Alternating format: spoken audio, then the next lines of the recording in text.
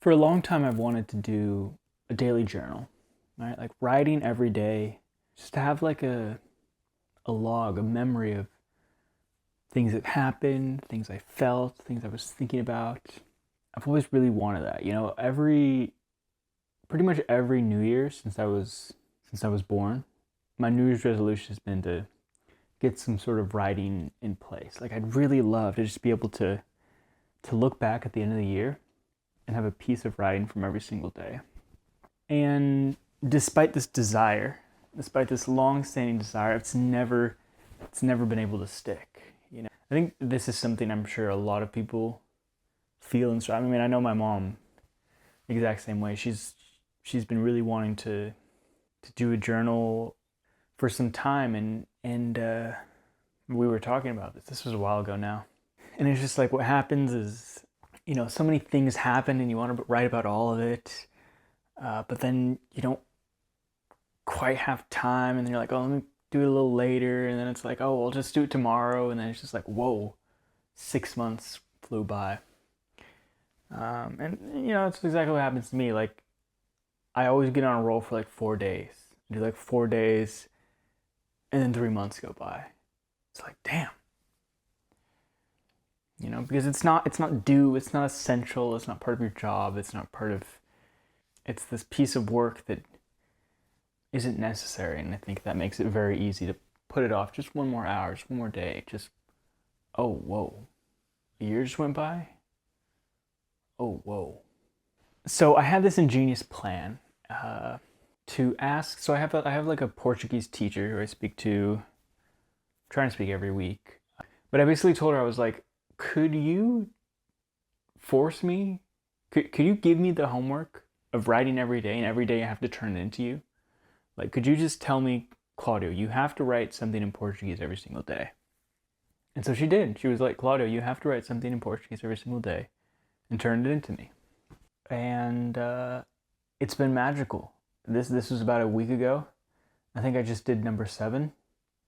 I've already passed my 4-day hump, and no thoughts of slowing down. In fact, this morning, I quit.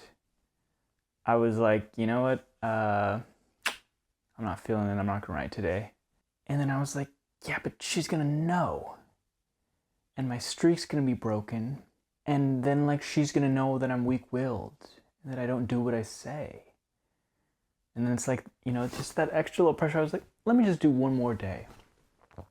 And I think it was my best piece of writing yet. And now I'm super excited for tomorrow. I already know what I'm going to write about. Yeah, something about having that sort of pressure from another person just completely changes it.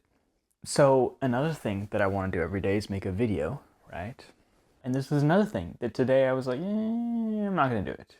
I said I was going to do it every day, but let me just take a few days off. I'm really not feeling it. I'm not feeling too good. I'm not really putting much time into it anyways, and the videos are kind of crap, and it's like, well, let me just wait until like I'm feeling better and like I can really put some time into it and make good videos, something I'm proud of. And what I'd done when I started doing this thing with my Portuguese teacher is I was like, oh, I'll piggyback the videos onto it. So what I'll do is like this whole system, gamifying human psychology. So I was like, okay, there's going to be real pressure on me to send that piece of writing to every day, because it's like another person expecting something of me. So then what I'll do is I'll add a layer of it, and I'll tell myself, okay, you can't send her the diary until you finish the YouTube video. So that way it forces me to make a YouTube video, and it sort of like bakes it in to another person actually being like, oh, you didn't do it. In any event, here I am. I was thinking, because right now, at the top of each diary, for my Portuguese diary, I sort of set this goal, like I'm going to do 1,000 days straight. Right, so at the top of each one I write, 6 of 1,000, 7 of 1,000. And I started doing a daily video right as I started the Portuguese journal. And I thought, man, if I miss a day, I'll never be able, I like the cleanness of having the number of the journal being exactly the number of days that I've made a video every day in a row for those days. I was like, if I lose a day, that streak will be broken. They'll never be the same till the end of time. It'll never be that perfect synchronicity. You know, that sends shivers down your spine. Yeah, you just can't mess that up. And you know, I was thinking about this whole thing of like, man, like, you're just making crap videos. Like, you're just making like, and I think there's something to that, right? There's something to just being like, first is making. You know, if you want to, a month from now, if you want to put more time into it, 2 months from now, if you want to put more time, make it really good, make it really sexy, make it really polished, make it really finished. Sure, that's fine. You can do that if you want. But you have to make something. I think that there's something in allowing like the goodness to come naturally and allowing it to grow naturally and making the priority the act of creation. And I think just by virtue of having this thing as a habit, right? It's just, you know, if it's something that just happens every single day, I think my mind will naturally just start spending more time thinking about, oh, what could I talk about tomorrow? And then writing down ideas and thinking more, and then rather than waiting for me to like feel good and then like expecting myself to like make a better video, it's like, I don't know. There's something really beautiful in like letting the goodness or the badness or the sexiness of the video just like, all right, if that wants to happen, sure. But I'm gonna make a video every day, at least for the next 1,000 days. Although I've already done 6 or 7, so we're only like 993 left. Doable, very doable. What do you say we do a little test to see how my Japanese is coming along? Let's see how much I can understand. 水星の尾が一番綺麗に見えるのが日の出前の東の空だ。Wait, say that again? いい。遠慮するな。スープも飲んでろ。Drink the soup. 旦那様はお優しいのですね。バカを言え。俺は優しくなんてない。それに女は苦手だ。Something about, oh, I'm not nice? 覚えてるか？図書館でいろいろ言われたの。Something about remembering something in the library? あいつらの言っていたことは本当だ。俺のことも。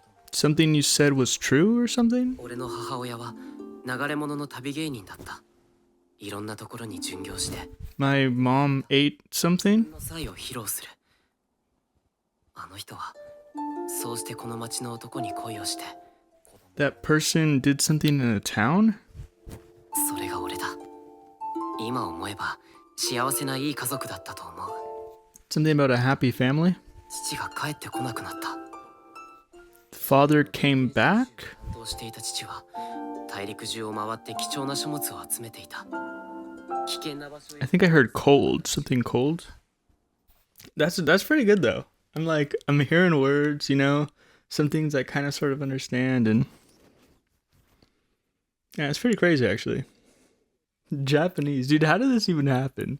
I don't even remember like starting to learn Japanese, and now suddenly I like kind of understand. It's so weird. It's so weird. を見上げるほどの確率だろうか。I don't even know what's happening, and it's making me cry. That's a mark of a good show. You can't understand the words, and it still makes you cry. The music just coming in, and it's like, whoa, like something in my soul just goes, if I knew what was happening, I would be crying right now. So I should cry anyways. 閉じ込められていた扉の向こうに。私を探して